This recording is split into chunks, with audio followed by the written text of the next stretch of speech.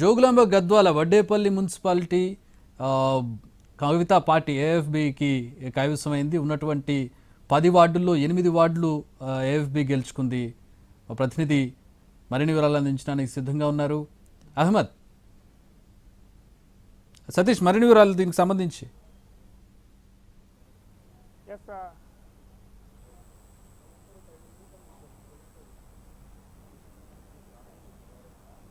సతీష్, చక్రి, తెలంగాణ భవన్లో ఈరోజు ఉదయం నుంచి కూడా మనం చూస్తున్నాం.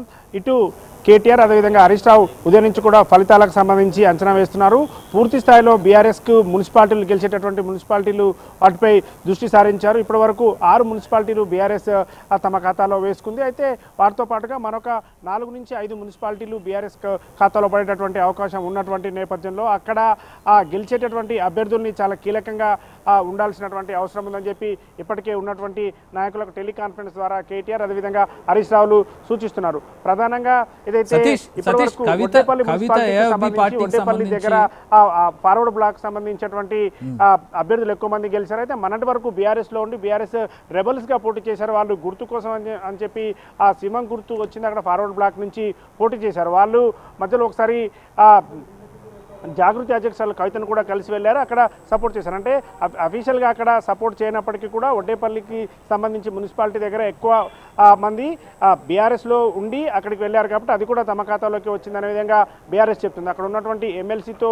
పడకుండా వెళ్ళినటువంటి వాళ్ళు కాబట్టి అది బీఆర్ఎస్కే చెందుతుందనేది బీఆర్ఎస్ చెప్తుంది. దాంతోపాటు ఏదైతే ఇప్పుడు హంగ్ వచ్చినటువంటి దగ్గర ప్రధానంగా బీఆర్ఎస్ దృష్టి పెట్టింది. అక్కడ పార్టీకి సంబంధించినటువంటి ఎమ్మెల్సీలు గవర్నర్ కోటాలో ఉన్నటువంటి ఎమ్మెల్సీలు అక్కడికి వెళ్ళి ఓటేసేటటువంటి అవకాశం ఉంటుంది కాబట్టి రేపటి వరకు వాళ్లకు అవకాశం ఓటు నమోదు చేసుకునే అవకాశం ఉంటుంది. ఆ విధంగా ఓటు నమోదు చేసుకునేందుకు చూస్తున్నాం. కే సముద్రానికి సంబంధించి ఇప్పటికే హంగ్ ఏర్పడింది కాబట్టి అక్కడ మసూదనాచారి ఎమ్మెల్సీగా ఉన్నారు, మండలి ప్రతిపక్ష నేతగా ఉన్నారు. ఆయన వెళ్ళి అక్కడ ఓటు నమోదు చేసుకునే విధంగా ఏర్పాటు చేస్తున్నారు. అదేవిధంగా ఆలంపూర్ దగ్గర కూడా అది కూడా హంగ్ వచ్చేటటువంటి అవకాశం ఉంది కాబట్టి అక్కడ కూడా ఎమ్మెల్యే ఆల్రెడీ బీఆర్ఎస్కి చెందినటువంటి ఎమ్మెల్యే ఉన్నారు కాబట్టి మరొక ఎమ్మెల్సీ కూడా అక్కడ చెల్ల వెంకటరామరెడ్డి అక్కడ ఎమ్మెల్సీ ఉన్నారు కాబట్టి ఆయన కూడా అక్కడికి వెళ్ళి నమోదు చేసుకొని అది కూడా బీఆర్ఎస్ ఖాతాలో పడే విధంగా ఏర్పాట్లు చేస్తున్నారు. అయితే ఎక్కడైతే కొంచెం తక్కువ అంటే అధికార పార్టీకి తక్కువ వచ్చిన దగ్గర బీఆర్ఎస్ గెలిచినటువంటి వాళ్ళని ప్రలోభాలకు గురి చేసి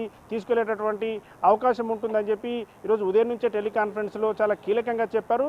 ఎవరిని కూడా గెలిచినటువంటి అభ్యర్థుల్ని చాలా జాగ్రత్తగా చూసుకోవాలంటే వాళ్ళని మిగతా వైపు వెళ్లకుండా చూసుకునే విధంగా కూడా ఏర్పాట్లు చేసుకోవాలని చెప్తున్నారు. మరికొద్దిసేపట్లో పూర్తి స్థాయిలో క్లారిటీ వచ్చే అవకాశం ఉంది కాబట్టి క్లారిటీ వచ్చిన తర్వాత అభ్యర్థులతో అటు మున్సిపల్ చైర్మన్లకు సంబంధించి కూడా బీఆర్ఎస్ పూర్తి స్థాయిలో గెలిచినటువంటి దగ్గర చైర్మన్లను వైస్ చైర్మన్లను ఎన్నుకునేటువంటి విషయంలో కూడా క్లారిటీ తీసుకునేటటువంటి అవకాశం ఉంది. అయితే మధ్యాహ్నం తర్వాత ఇంకా ఫలితాల క్లారిటీ వచ్చే అవకాశం ఉంది. ఇప్పటి వరకు కేవలం మున్సిపాలిటీలో వస్తున్నాయి. కార్పొరేషన్లకు సంబంధించి ఫలితాలు ఇంకా మధ్యాహ్నం తర్వాత రాబోతాయి కాబట్టి కార్పొరేషన్ల దగ్గర ఎలా ఉండబోతుంది అనేది కూడా బీఆర్ఎస్ అంచనా వేసుకుంటుంది. చక్రి.